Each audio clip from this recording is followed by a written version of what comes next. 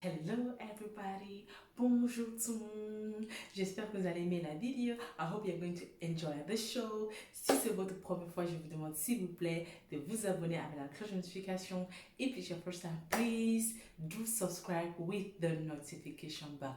Hope you enjoy the show.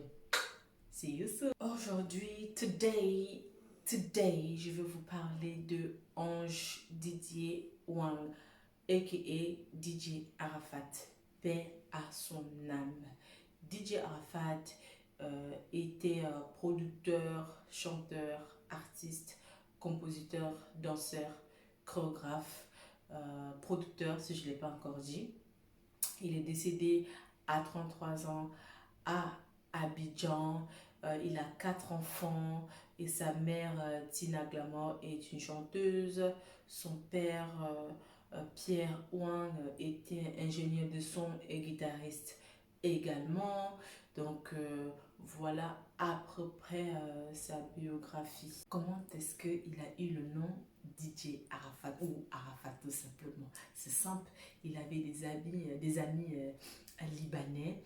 Ils trouvaient qu'il avait des traits de caractère de Yasser Arafat. Du coup, ils ont commencé à l'appeler Arafat.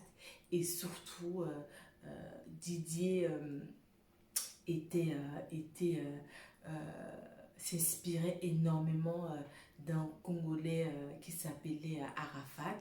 Donc, c'est pour ça également qu'il a décidé aussi de prendre son nom-là, ce surnom Arafat, enfin DJ Arafat. Comme j'ai dit tout à l'heure, Arafat avait commencé la musique à l'âge de 14 ans et tout. Il vivait chez ses parents, mais par contre, à 14 ans, il quitte ses parents parce qu'il en avait marre, voilà, parce qu'il n'était pas libre d'exercer ce qu'il voulait, de faire ce qu'il voulait, puisqu'à son très jeune âge, hein, il partait dans des maquis la nuit, il revenait à 1h, 2h, 3h, voire 4h du matin, et son père n'aimait pas ça, ni sa maman, etc.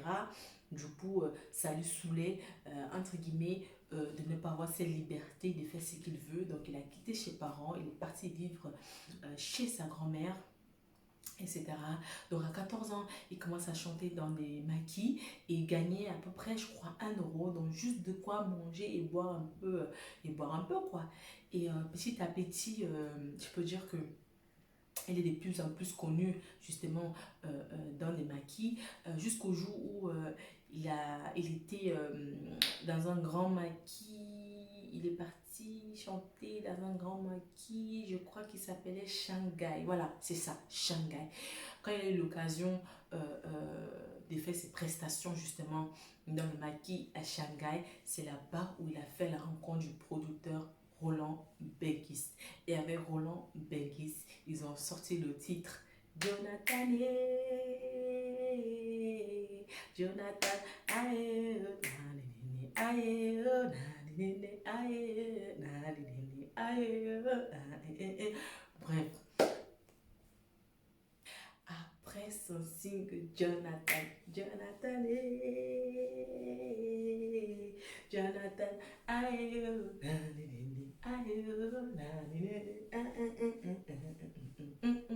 bref, je m'emporte. Bref, bon, après Jonathan qui a cartonné, il commence à voir des tournées internationales en France, en Suisse, en Belgique, etc.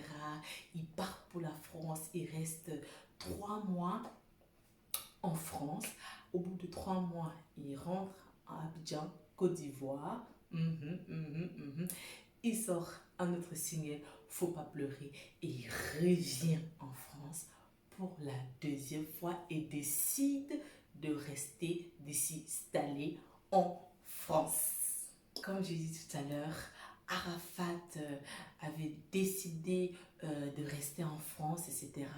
Donc, il s'est fait un enfant et il avait besoin de déclarer cet enfant-là, que j'imagine qu'après la déclaration de l'enfant, il aurait eu ses papiers. Mais par contre, il ne pouvait pas justement déclarer cet enfant.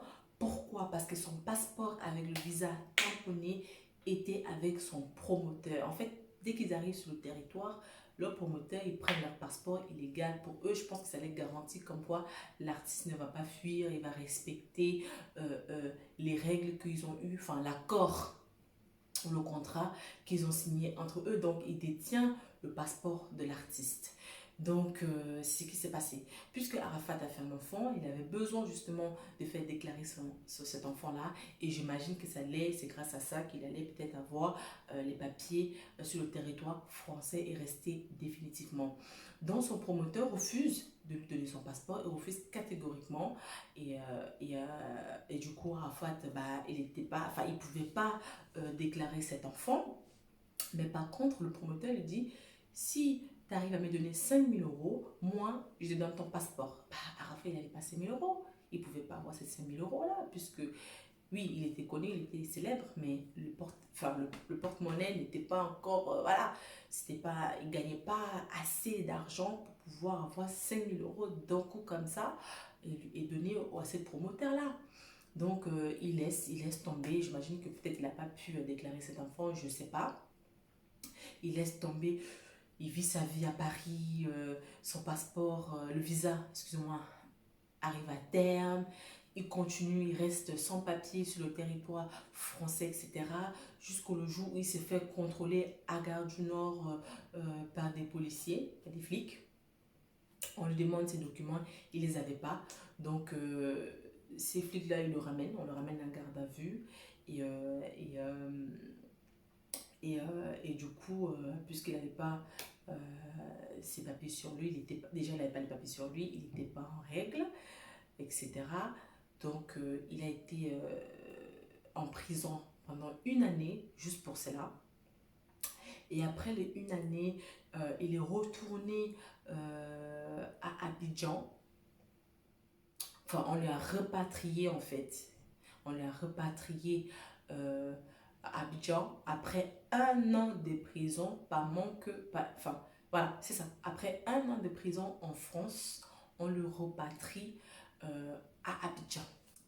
En 2009, il est repatrié à Abidjan, Côte d'Ivoire, et bien sûr, il continue à faire de la musique, il vit de la musique. En fait, il grandit avec la musique, voilà, puisqu'il a commencé très jeune, qui fait qu'il a cartonné très jeune.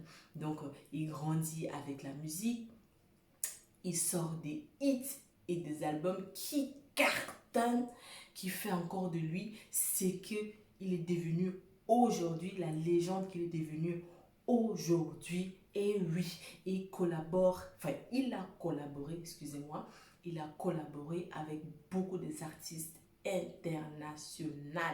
Qui dit coupé décalé dit Arafat. On ne peut pas parler de coupé décalé sans parler d'Arafat. C'est sûr et certain. Bref, quand il a rentré, il a continué la musique, il a grandi dans la musique.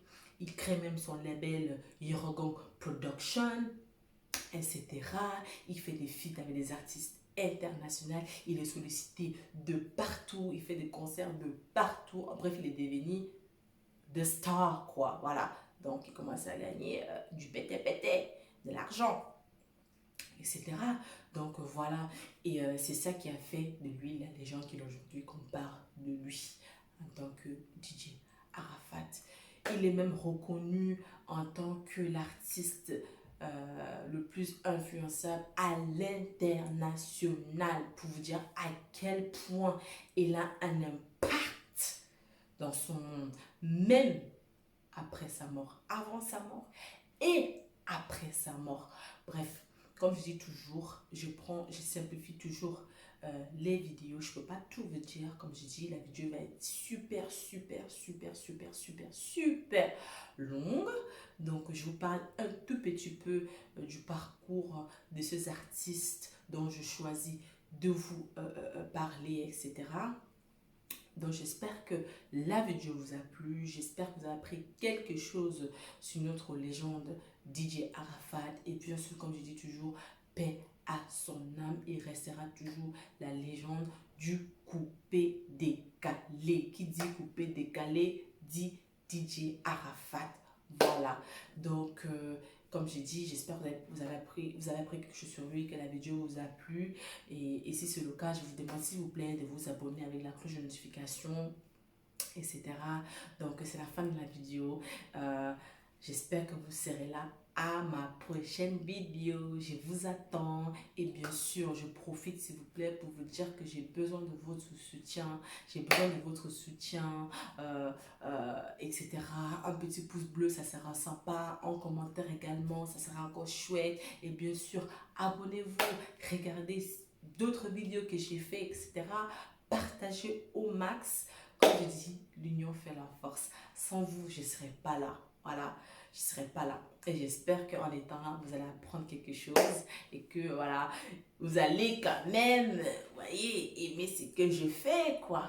Bref, je vous donne un gros sourire. J'espère que vous allez aimer mon gros sourire parce que moi, je vous aime. À très bientôt. À la prochaine vidéo de Stéphanie Show.